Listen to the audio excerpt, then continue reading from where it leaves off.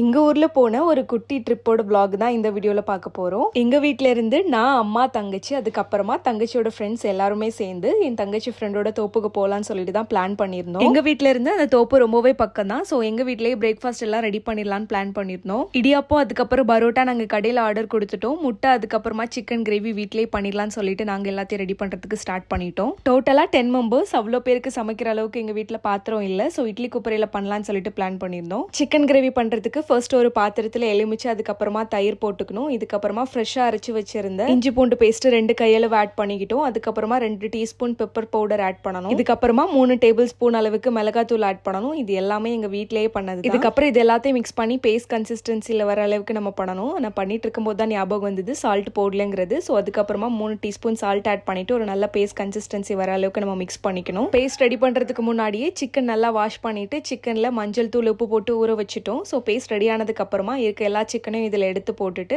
Paste எல்லா இடத்துலயும் spread ஆகுற மாதிரி நம்ம மிக்ஸ் பண்ணணும். மிக்ஸ் பண்ணிட்டு ஒரு ½ அன் ஹவர் நம்ம அப்படியே விட்டணும். ஒரு சைட்ல என்னோட சிஸ்டர் வெங்காயம் தக்காளி எல்லாமே கட் பண்ணி முடிச்சுட்டாங்க. ஸோ கிரேவி பண்றதுக்கு எல்லாமே ரெடி ஆயிடுச்சு. இனிமே ஸ்டவ் ஆன் பண்ணிட்டு அதுல ஆயில் ஊத்திக்கணும். ஆயில் லைட்டா சூடாகும் போது அதுல பிரியாணி எல்லாம் கட் பண்ணி வச்சிருந்த வெங்காயம் தக்காளி எல்லாம் ஒன்னாவே ஆட் பண்ணிட்டு இது லைட்டா வணங்கினதுக்கு அப்புறமா நம்ம ரெடி பண்ணி வச்சிருந்த சிக்கன் எல்லாத்தையுமே எடுத்து போட்டாச்சு. இது கூடவே கொத்தமல்லி புதினாவும் ஆட் பண்ணிட்டோம். இது நல்லா கிளறி விட்டுட்டு அதுக்கப்புறம் கொஞ்சம் நேரம் கழிச்சு நம்ம தண்ணி ஆட் பண்ணணும். தண்ணி ஆட் பண்ணிட்டு நல்லா இதை கிளறி விடணும். கீழே நம்ம ஊத்தின எண்ணெய் மேல வர அளவுக்கு நம்ம நல்லா கிண்டி விடணும். இதுக்கப்புறமா கிரேவி நல்லா கொதிச்சு வரும்போது கறி மசாலா ஆட் பண்ணிட்டு ஒரு மூடி போட்டு அப்படியே நம்ம வேக விட்டுறலாம். ஃபைனலா சிக்கன் கிரேவி ரெடி பண்ணிட்டோம். இதுக்கப்புறமா என்ன நடந்துங்கிறது பார்ட் 2ல பார்க்கலாம்.